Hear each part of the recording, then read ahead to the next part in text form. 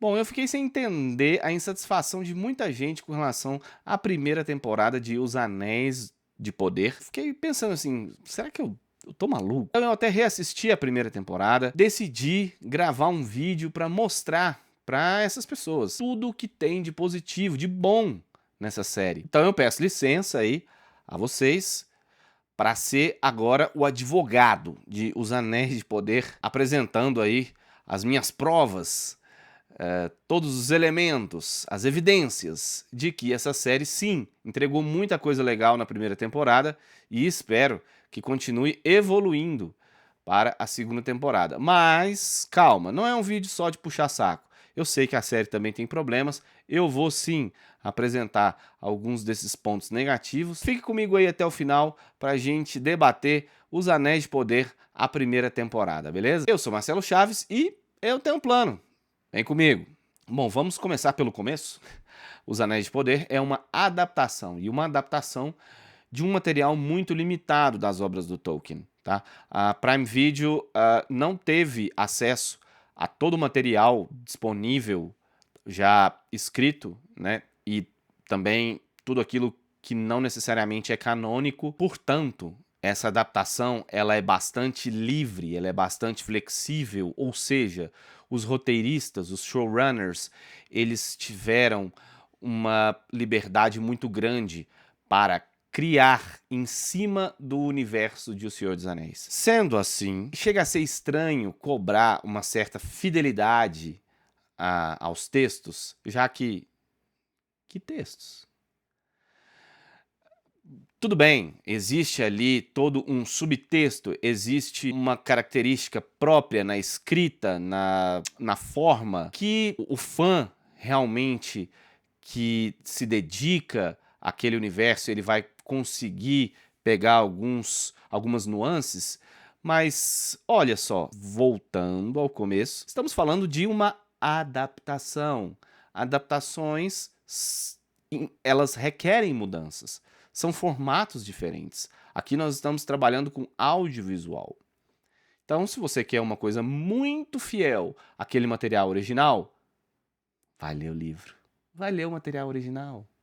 Esquece a adaptação. E uma adaptação, gente, antes de mais nada, ela precisa funcionar como uma obra independente. Não podemos exigir que o espectador tenha que ter acesso ao material original para poder contemplar a obra adaptada. Eu não preciso ler tudo de Senhor dos Anéis para poder assistir a série. Isso é inconcebível. Sendo assim, o que eu vou fazer aqui é analisar a série por si própria e compará-la com o que a gente tem de referência como audiovisual, que é a trilogia original de Senhor dos Anéis. Ah, e o Hobbit?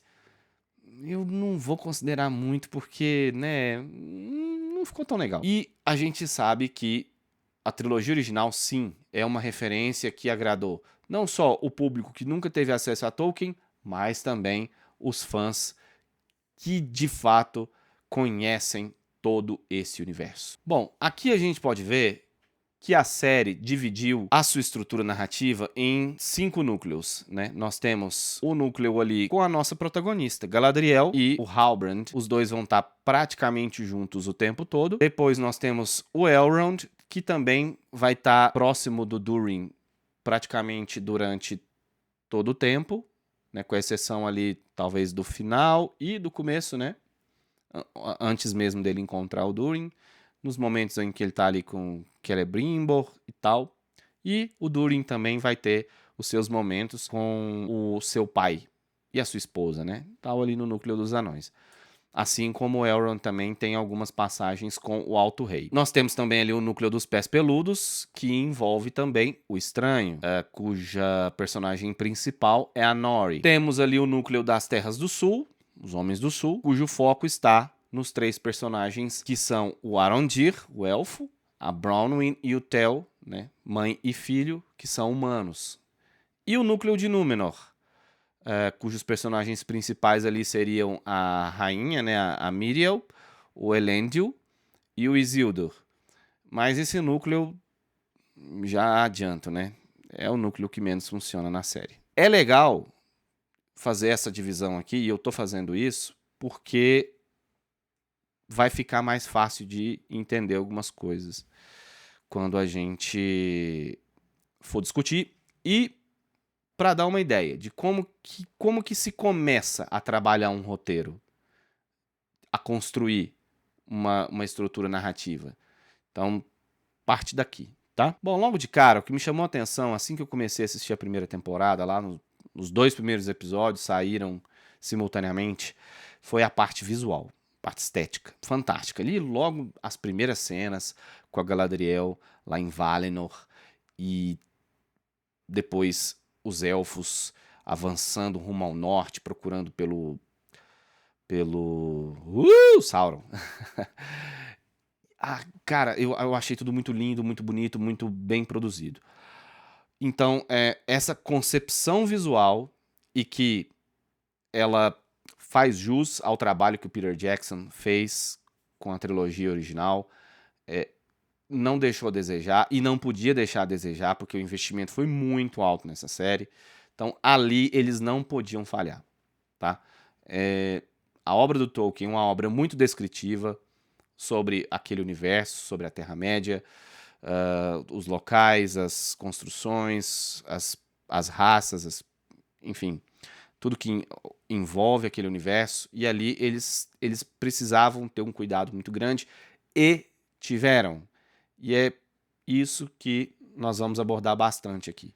Então, ó, fotografia, maquiagem, figurino, direção de arte, para mim não tem uma vírgula para se falar de Os Anéis de Poder. Olha esse plano, que plano muito legal que a gente já tem logo no começo.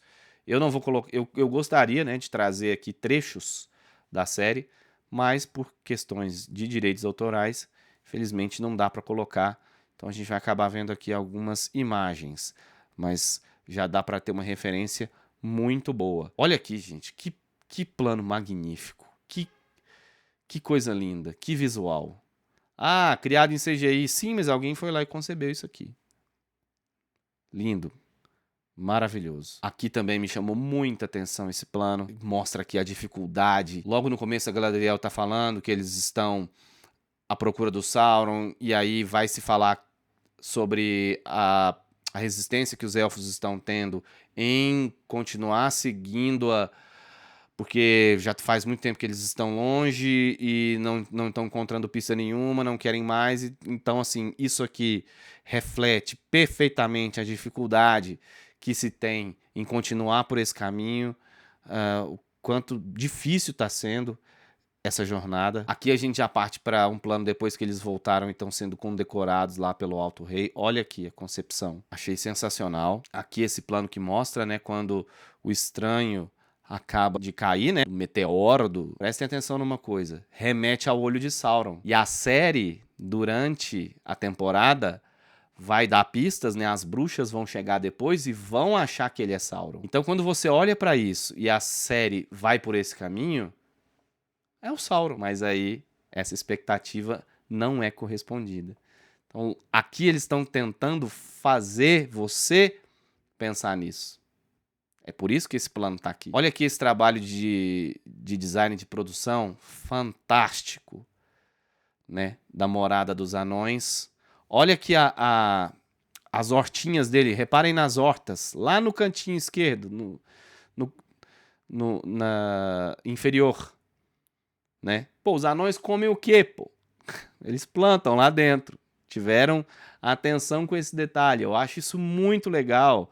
É uma preocupação, é um carinho, sabe? Com os detalhes. Isso é muito bom, gente. Aqui, cadê os pés peludos? Estão escondidos aí, ó. Né? Então, essa concepção deles, né, usarem a própria vegetação para cobrirem as suas carroças e passarem despercebidos e com isso conseguirem sobreviver, já que eles, né, são pequenininhos, não conseguem lutar, não conseguem enfrentar animais mais perigosos ou outros seres mais fortes. Então, pô, eu acho sensacional esse plano, dá essa ideia. Aqui eu tô falando de maquiagem já, tá?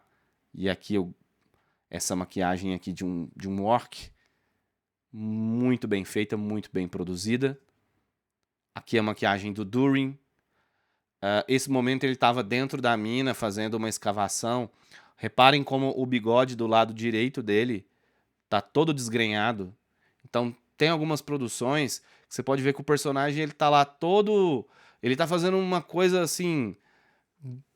completo, sei lá, ele tá no meio de uma batalha e quando ele aparece ele tá todo bonitão lá, assim, não tem... O cabelo não tá em nada fora do lugar. Aqui não, entendeu? E a barba dele, assim, parece muito natural. O cabelo, tudo. Gosto muito da maquiagem dessa série, tá? Aqui a maquiagem dos pés peludos, que é mais simples, mas ao mesmo tempo dá essa sensação pra eles, né? Dessa vida rústica, o cabelo, enfim.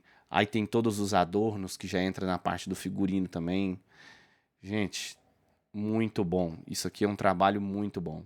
O figurino tem uma questão que eles fizeram que eu achei muito legal. Eles usaram um código de cores para cada uma das raças.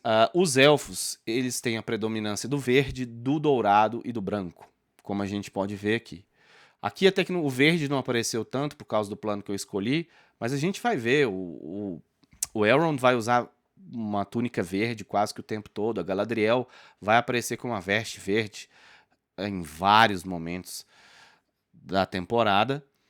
Então, essas são as cores dos elfos. Já os anões, eles usam cores que remetem a rocha e pedras preciosas. Então o Durin leva esse vermelho, que é a cor tipo do fogo, remete a vulcão, montanha. E olha o dourado. Olha o cinza, mas que vai para o lado do prata também, que remete a essa coisa de pedras preciosas. Aqui a gente já vai para Númenor. Em Númenor nós temos um colorido maior. O azul é a cor predominante, é a cor forte, né? Númenor, inclusive as bandeiras que eles usam, né? O estandarte de Númenor usa o azul e o dourado.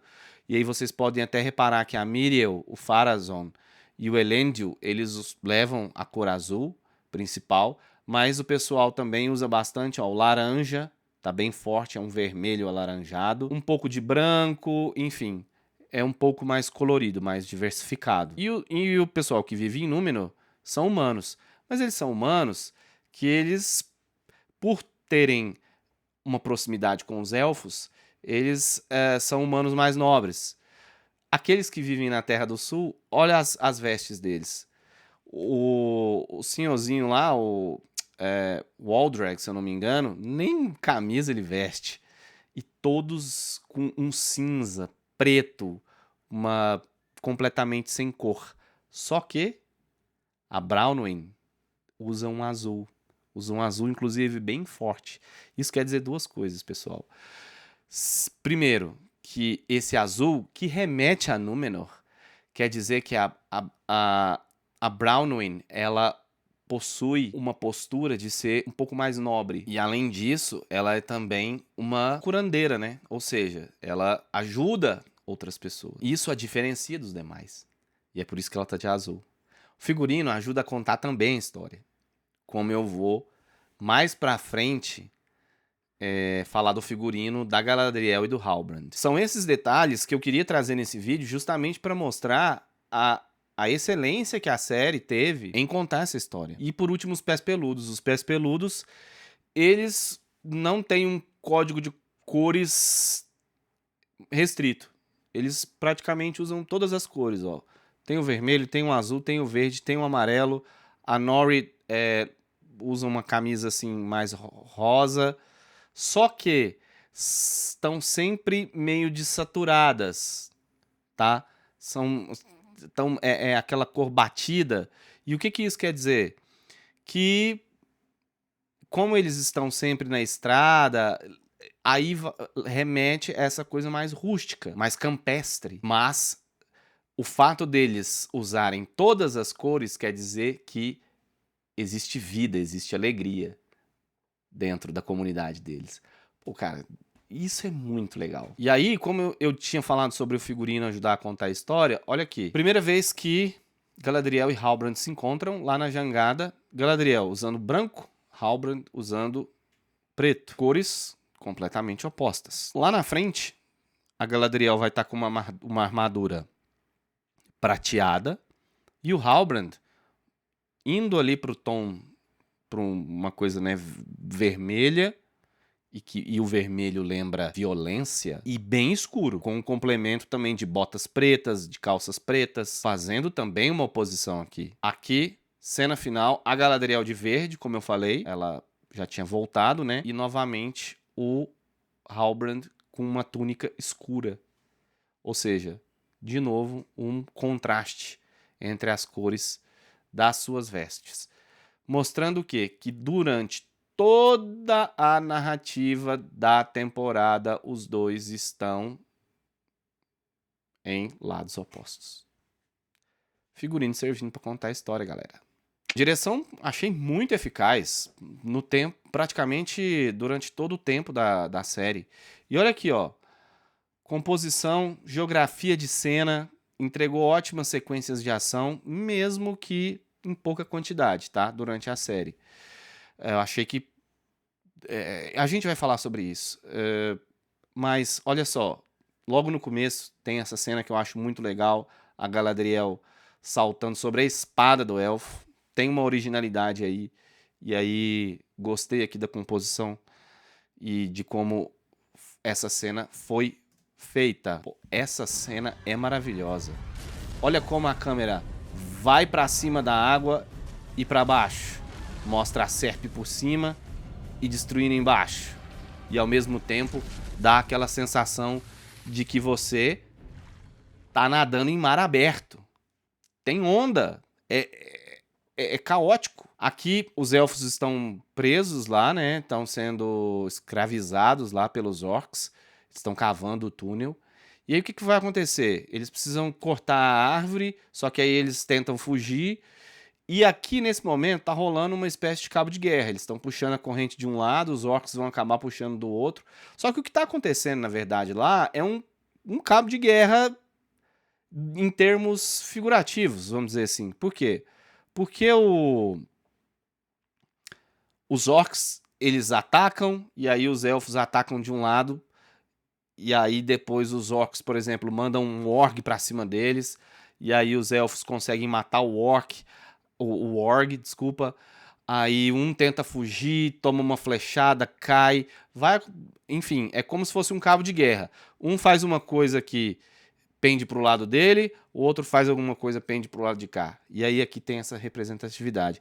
Uma coisa muito interessante também é que, falando de composição, a câmera ela vai estar sempre nesse eixo aqui. Então ela vai mostrar os caras de um lado para cá e outro para cá. A gente não vai ver, por exemplo, um plano por cima ou um plano mostrando só de um lado ou só de outro. Como se fosse aqui, ó, uma partida de tênis que você tá, né? Isso representa muito bem esse confronto, esse conflito entre os dois. Representa, mais uma vez, uma direção bem executada. No final ainda, né, tem a cena em que o Arondir finalmente consegue subir, e aí o líder, o comandante lá, tá lá de pé, mas quando ele percebe, ele tinha acabado de morrer, causa um impacto muito forte. Adoro essa sequência aqui, gosto muito. Aqui, a série já tinha me prendido. Olha só que legal, essa é aquela batalha, né, do 6º episódio, e aqui a gente tem o Arondir lutando lá contra aquele boss orc. E a geografia de cena aqui, ó, mostrando lá ao fundo os outros, na verdade eram os humanos, né, disfarçados, lutando contra o pessoal. Então a gente tem uma noção de onde as coisas estão acontecendo. E principalmente a fotografia aqui tem luz e eu posso enxergar. É uma luta à noite e eu consigo enxergar, né? Essa rima visual, que coisa legal. Episódio 2, o estranho vai usar os vagalumes para poder fazer uma representação lá das constelações. Depois eles acabam morrendo. Então, escolhi esse plano aqui para mostrar isso. E lá no episódio 8, quando eles terminam as bruxas, olha lá, quando o incêndio se apaga. como que eles escolhem fazer essa representação visual. Não tá ali por acaso, tá? Pode ter certeza que não. Bom, falando de roteiro, eu já falei em vários outros vídeos meus sobre, né, outros filmes, outras séries, a importância do desenvolvimento de personagens, tá? Tem até um vídeo meu sobre o problema dos três corpos, onde eu falo especificamente disso, essa questão de você ter que desenvolver bem o personagem para que a história funcione como um todo. E que no caso lá daquela série eu acho que isso não foi bem feito. E eu acho que Os Anéis de Poder faz isso de uma maneira satisfatória logo de cara, e aí por isso a trama consegue se desenvolver bem também. Os 2 primeiros episódios, eles inclusive são um pouco mais, digamos, lentos, porque o roteiro se preocupa em dar um pouco mais de foco para esses personagens. Mas não é só isso. Logo que os personagens surgem em tela, a gente já tem as suas principais características bem marcadas, apontadas, para que o espectador já fique com aquela impressão inicial. E isso não é uma coisa que é feita de forma dita, vamos dizer assim. Ninguém chega e fala assim: nossa, Galadriel, você é tão teimosa, sabe? Não tem um personagem que chega e fala isso. Logo no começo, de cara, a Galadriel criança lá brincando, um personagem vai lá e joga uma pedra lá no barquinho dela, né? Um outro elfinho lá. Elfinho, né? Fica tão bonitinha essa palavra. E aí o irmão dela. E ela fica, pô, super possessa, sai correndo atrás do elfinho. E aí o irmão dela fala: perdeu o controle de novo. De novo. Quando ele fala isso de novo, você já deduz o quê? Pô, essa menina, essa criança, ela tem um problema com isso. Ela tem essa dificuldade. Então, ela é temperamental.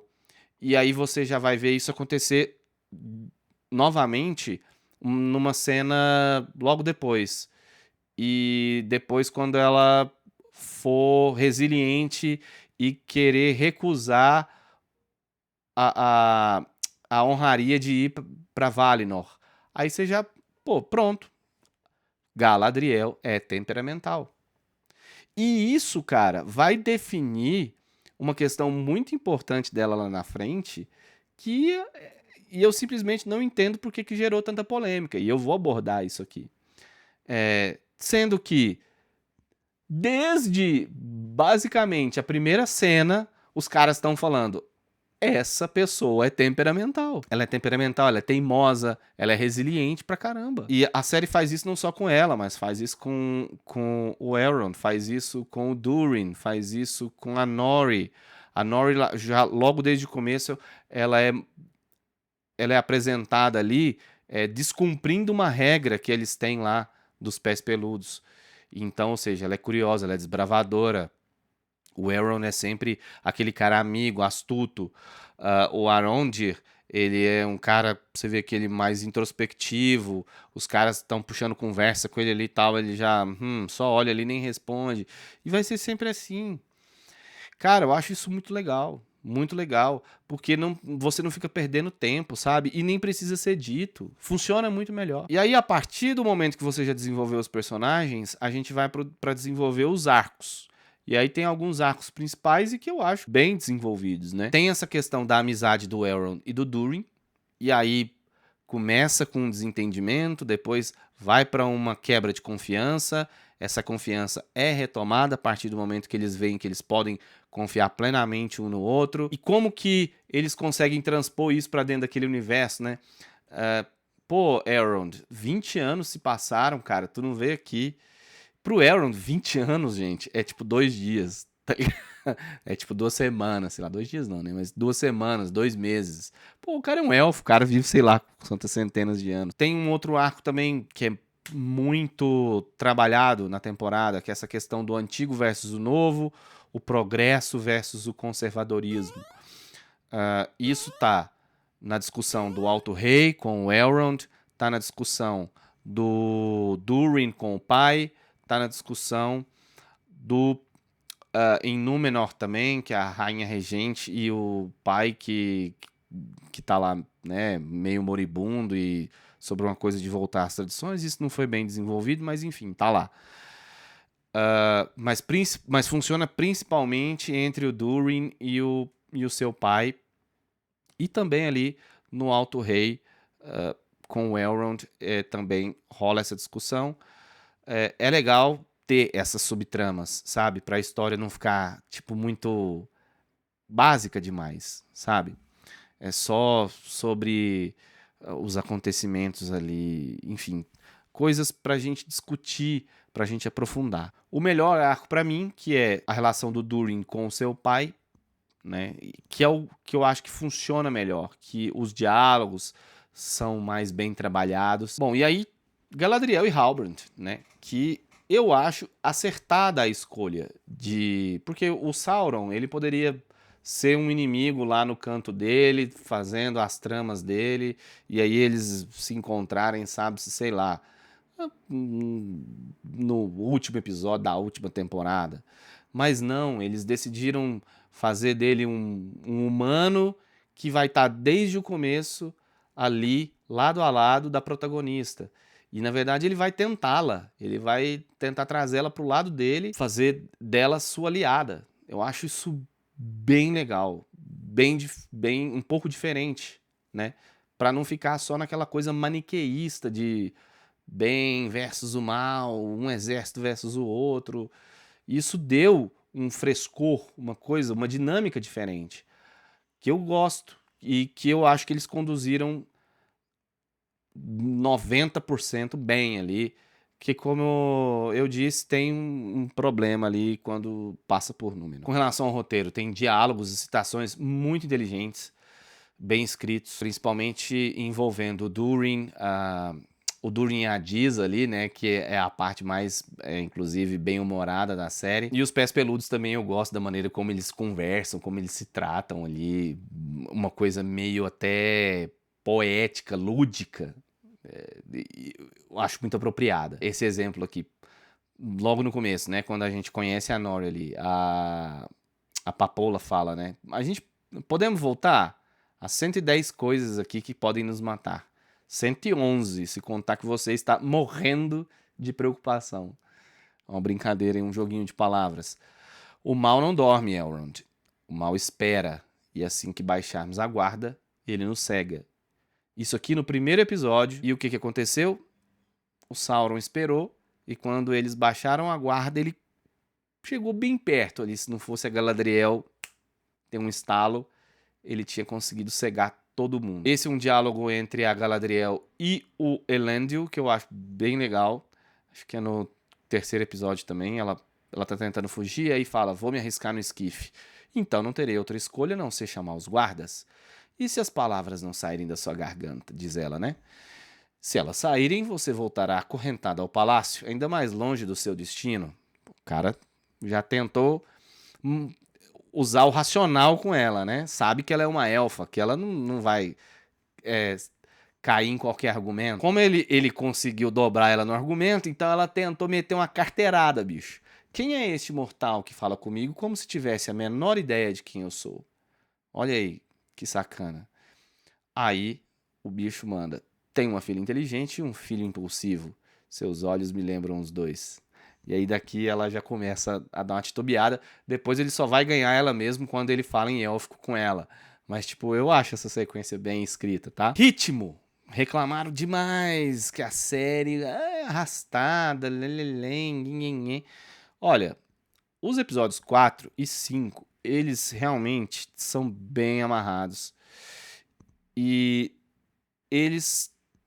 O problema é que, assim, como eles são o meio da temporada, e aí, geralmente, todas as temporadas, elas têm essa questão de ter os episódios ali do meio servindo de preparação para você ter o final da temporada como o ápice.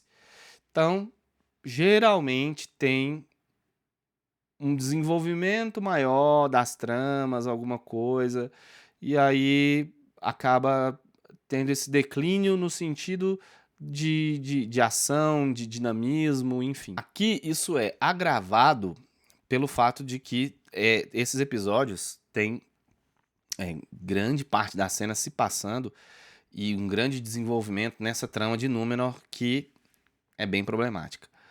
Mas eu acredito que também exista uma questão com relação à audiência. Basta a gente ver a grande carga de reclamações que teve, por exemplo, a segunda temporada de A Casa do Dragão. Nossa, mas essa temporada foi muito lenta, não aconteceu quase nada. As pessoas hoje em dia estão com muita dificuldade de assistir, cara, as coisas. Tudo tem que estar acontecendo um monte de coisa toda hora. Porque, senão, o espectador ele fica muito entediado. E isso por quê? Porque as pessoas assistem as coisas assim hoje. Tá aqui digitando, aí para, presta atenção um pouquinho, volta, presta atenção um pouquinho, volta. E aí, se você não tem frenesi o tempo todo, não consegue prender a atenção do espectador. Tanto que os streamings hoje em dia, eles dão cada vez mais prioridade para roteiros que você fica o tempo todo mastigando a trama pro espectador entender e não se perder. Então isso é um problema também. Mas isso aqui é mais uma suposição minha, tá? Então esse problema de ritmo, eu não sei se é realmente um problema. Até porque, quando chega no 6º episódio, e aí eu acho que, tipo, os showrunners, pô, a gente precisa agora acelerar. Ele já começa, literalmente, vamos dizer assim, arrebentando a porta, e aí como a gente pode ver nesse plano aqui com o Adar, abrindo o portão lá da torre de vigia para poder atacar os humanos. E aí a gente tem uma sequência de o combate, lá, o conflito entre eles, que dura ali praticamente 45, 50 minutos. Né? Tem só uma pausinha ali, onde eles estão lá preparando as coisas, as armadilhas, mas é quase que todo esse tempo só de ação. Então, eu acho que eles tiveram essa percepção. Pô, aqui a gente precisa acelerar. E aí o 7 e o 8 já são episódios mais dinâmicos, com várias coisas acontecendo. Então, não vejo tanto esse problema de ritmo, vejo esses dois fatores acontecendo. Númenor e também a audiência talvez um pouco mais exigente. Bom, vamos trabalhar aqui então o que diz respeito a nossa protagonista, Galadriel, e o Halbrand, né, naturalmente. Como eu disse, a série já começa definindo a personagem, já falei isso antes, define muito bem, logo no começo. E aí logo ela se encontra com o Halbrand ali no começo do 2º episódio. Eu acho a postura dele coerente desde o início, ele vai dissimulando, ele uma hora ele mostra que não quer nada, que só quer seguir o caminho dele, depois não, pode ser que eu queira sim assumir essa postura de rei, né, dos humanos. Então ele fica fazendo esse joguinho para tentar conquistar, para poder captar, fisgar a Galadriel para ele.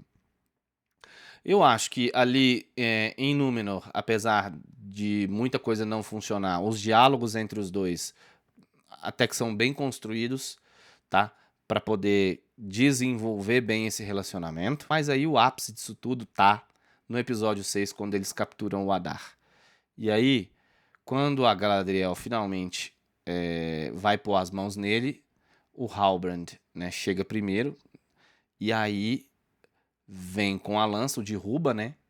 E eu acho que ele não ia matar de fato. Acho que ele só ia fingir porque ele queria que ela tomasse essa atitude. Ou seja, mais uma vez sendo ali dissimulado. E ela o interrompe. Logo em seguida, a gente tem o interrogatório. E nesse interrogatório, vou chamar a atenção de vocês para um negócio chamado plano holandês. Para quem não sabe, plano holandês é quando o enquadramento ele não está de acordo com as linhas verticais e horizontais do plano. Então vocês podem ver, ó, reparem lá nas colunas e no portão lá, por exemplo, né? A escada ali. Olha aqui a inclinação e o chão também, né? Com relação ao enquadramento. Cineastas, produtores de audiovisual, quando é que se usa esse plano holandês? Quando a gente quer demonstrar confusão, quando quer se demonstrar alguma coisa fora da ordem, alguma coisa desconfortável. Aqui, o plano holandês ele serve para representar o quanto isso aqui está sendo algo inquietante para os dois, mas principalmente para, eu diria, para Galadriel, né? Ela está confrontando ele porque ela acredita que ele seja o seu principal inimigo até então. E aí ela tá lá e vai interrogá-lo. E ela vai perder a paciência com ele. Ela vai ficar muito bolada aqui e vai dizer coisas bem ruins para ele. E o Adar, na verdade, ele acha que ele vê os orcs, na verdade, como uma raça, né, como os Uruk, como ele gosta de se colocar, como uma raça que tem o seu direito a estar ali, a ter um espaço para eles. Mas só que ele também não se furta de fazer uso de violência para poder conseguir isso. Houve uma grande polêmica na época, porque a Galadriel estaria usando de uma fala muito radical, muito extremista. E isso não seria algo que uma personagem do porte dela faria. Eu já vou entrar nesse assunto logo logo. Mas aqui, ó, só voltando na questão dela com o Halbrand, ela vai perder a paciência com ele e aí vai colocar o punhal no pescoço dele. O Halbrand vai chegar e vai interromper. Ó. O plano holandês segue. Ele vai devolver esse favor, fortalecendo o vínculo entre os dois. E aqui, ó, olha esse plano. Olha o vínculo dos dois completamente estabelecido. Veja que o enquadramento faz questão de pegar os dois no mesmo quadro, tá? Rostos bem próximos, quase que uma sombra um do outro, e aqui nesse caso eles estão até se entreolhando. É o vínculo completamente estabelecido. Aqui ela estava conquistada por ele. E logo depois, o que vai acontecer? Ele vai até... A Brownwyn vai reconhecer lá o brasão e vai falar, pô, você é o cara que veio para ser o nosso líder, o nosso rei. E ele vai falar, pô, tá, eu aceito. Porque ali ele pensou, agora eu já ganhei, já conquistei, então eu posso até assumir isso e ela vai vir pro meu lado. Porque esse vínculo já estava estabelecido. Cara, olha o desenvolvimento dos dois personagens, da relação sendo perfeitamente construído, tá? Tô provando isso aqui para vocês. Sobre essa polêmica do interrogatório, a Galadriel ela vai falar sobre um extermínio de todos eles. E aí, sabe o que o Adar responde? Parece que eu não sou o único elfo vivo que foi transformado pelas trevas. Ou seja, ela depois de tocar a escuridão, e esse termo é usado várias vezes, né, durante a série, e depois de ter passado por tanta coisa, de ter visto tanta coisa horrível, é claro que a Galadriel também traria ódio no seu coração, né? E é claro que em algum momento ela iria deixar transparecer essa necessidade de ódio, de vingança. Então nada mais natural, gente, nada mais natural que a gente estar vendo a evolução de um personagem, mas não, parece que as pessoas queriam que a Galadriel já fosse uma pura, uma santa, desde o começo, desde quando criança, desde quando sei lá. Isso pra mim não faz o menor sentido. E eu, sinceramente, eu não acharia a menor graça em ver uma história sendo contada dessa forma, tá? E aí, com remorso, ela vai falar depois pro Halbrand. Não importa o que ele tenha feito a você ou o que você fez. Liberte-se. Ou seja, ela já tinha refletido sobre o que ela tinha falado para ele, sobre o que ela tentou fazer, e ela já tinha percebido que ela estava indo pro caminho errado. Bom, então assim, eu acho que esse momento de fraqueza, né, da Galadriel, isso pra mim enriquece muito a narrativa, sabe? Engraçado, né? Quando, por exemplo, vai falar de outras obras aí, a comparação é inevitável, por exemplo, com Game of Thrones, com Casa do Dragão. Lá os personagens são todos cheios de defeitos, todos completamente questionáveis e parece que em Senhor dos Anéis... Ah, mas em Senhor dos Anéis o Tolkien criou não sei o quê.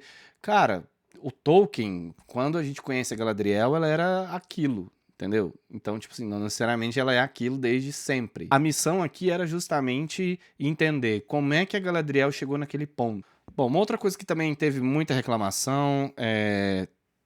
Cara, sinceramente, parece que algumas pessoas não assistem as coisas direito, né? É aquilo que eu falei, né? Não presta atenção.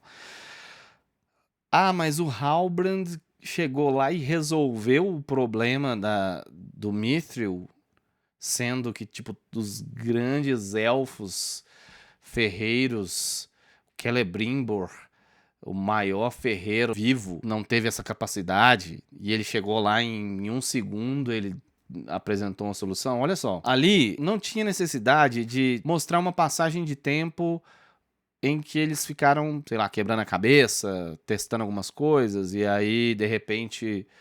Mas a questão aí não é essa. A questão é que é o seguinte, fica muito claro, muito claro. Os elfos, eles são uma raça que não se mistura com outras raças. E por isso eles carregam consigo uma certa arrogância. E isso é dito, a gente não tem muita expertise em ficar usando esses outros metais aí, essas coisas mais pobres, vamos dizer assim. Sim, porque para eles não querem usar esses elementos que para eles, né, são mais pobres, vamos dizer assim, né? Porque os elfos não não pertencem a esse mundo. E o Halbrand vindo já ali da ralé já tinha essa experiência, sabe? Isso me lembra muito essas fábulas do mundo corporativo. Não sei se todo mundo, eu acho que já ouviu, sabe? Onde vem o gerente, o diretor, o CEO lá, pica das galáxias e precisa resolver um grande problema. E aí, algumas são fábulas e outras eu acredito que de fato sejam verdade. E vem um cara lá, chão de fábrica, e descobre uma solução que faz a empresa economizar milhões de reais. Por quê? Porque os caras têm uma referência tão diferente que eles não conseguem enxergar, às vezes, o simples. E é isso. É basicamente aquilo que aconteceu.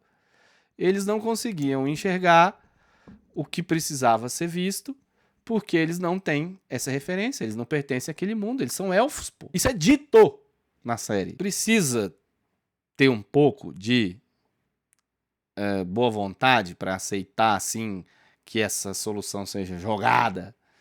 Precisa também, como eu disse. Poderia ter sido trabalhado de outra forma? Talvez. Mas, pô, gente, é aquela coisa também. Para outras produções, tudo passa. Aqui é uma exigência que... E aí, até estava conversando com um amigo que... ele vai saber quando ele assistir o vídeo. Preferiu não se identificar, ele me ajudou bastante aqui a elucidar algumas coisas. E aí ele até falou, pô, nem me cita porque nem fala meu nome que eu quero distância do fandom de, de Tolkien.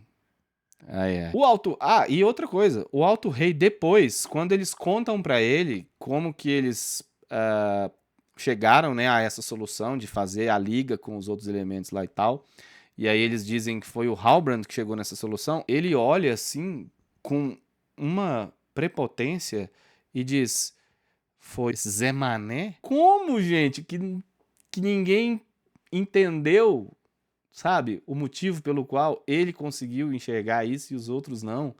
Como que ninguém percebeu que a arrogância deles, essa prepotência, essa referência diferente que eles têm de mundo que os deixou incapazes de pensar na solução? Como que ninguém viu isso se tá lá jogado, escancarado? Então, é para isso que esse vídeo tá aqui, para mostrar. Bom, aí, como eu disse, eu não tô aqui também para ser só um passapano de tudo. Tem problema? Tem. E o grande problema se chama Númenor. Pô, ali é complicado. Ali... Olha, nada ali funciona. Eu gosto muito do Elendil, o resto é muito bobo. É infantil, sabe? Por não ter uma outra palavra melhor para descrever. Por favor, consertem isso na próxima temporada, sabe? Deem menos ênfase para aquele núcleo ali. ou tornem aquelas pessoas adultas, pelo amor. Aquele grupo de amigos ali do Isildur, ali, daquela galera. A irmã dele com um carinha lá que coisa nada a ver. E aí, como eu falei, coincide com esse ponto de meio de temporada que já era pra ser uma coisa mais lenta. Enfim, é o grande problema da série. Eu acho que ali muita gente falou: nossa, isso aqui tá um porre. E com razão. Tomara que a próxima temporada dê uma cortada naquilo ali. Pra finalizar, eu queria falar sobre a essência daquilo que eu considero como essência, né? E aí, bom, se alguém quiser discutir, tá aí a caixinha de comentários, mas, a meu ver, e acho que de tudo que eu já li sobre, já vi sobre também, tá bastante nítido. Bom, principalmente a trama ali dos Pés Peludos, ela traz aquilo que o Tolkien deixa bem forte lá na sua trilogia original, que é a questão de que todas as raças, ou seja, todos os seres dentro do universo, eles têm a sua relevância, eles têm a sua importância, eles têm a sua função. É um hobbit que consegue destruir todo o mal. É um hobbit o único capaz de carregar aquele anel. São 2 hobbits, desculpa, nossa, pô, é até complicado isso, e eu vou entrar nessa questão, que é outro tema.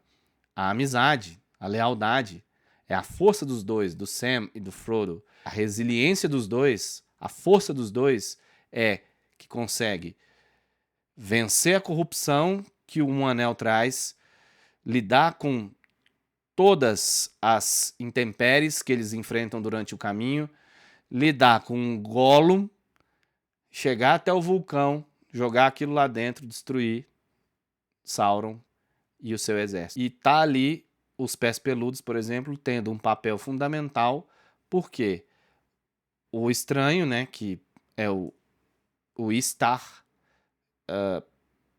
e que na mitologia, né, ele seria um dos magos que a gente supõe, né, mais provável, ainda não confirmado, é que seja o próprio Gandalf. Quem impediu que ele caísse nas graças ali ou nas desgraças daquelas bruxas foram os Pés Peludos. Outra grande questão: os povos vencer suas diferenças para poder enfrentar um inimigo em comum. Os anões com os elfos, os humanos com os elfos, os humanos que são considerados inferiores. Então eu espero que tudo isso se mantenha nessa segunda temporada. Eu espero que com esse vídeo, quem tinha visto essa primeira temporada de uma forma mais negativa possa ter mudado a sua concepção e venha de peito aberto, de coração aberto, curtir, ou tentar curtir, né, a segunda temporada, experimentar. Essa que pra mim é uma excelente obra, uma maravilhosa obra desse universo fantástico, sublime de Tolkien, Os Anéis de Poder. E é isso aí. Um grande abraço.